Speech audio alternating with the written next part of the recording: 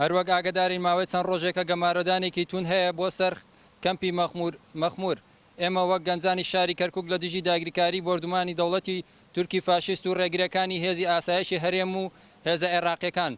لە بەرامبەر ئەو ڕێگری و گوشارەی لە خەڵکی سڤیلی کەمپی پەنابەرانی شەید ڕۆستەم جوودی ماوەی چەند ڕۆژێکە هاتوچۆی ئەو کەمپە بە تەواوەتی قەدەغە کردووە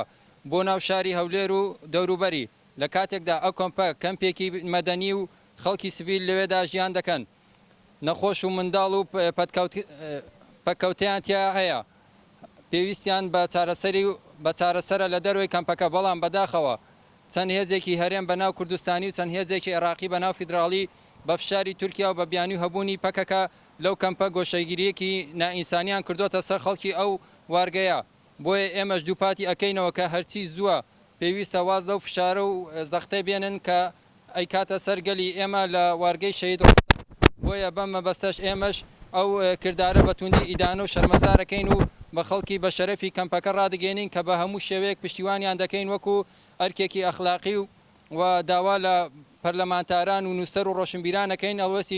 هەڵوێستیان هەبێ و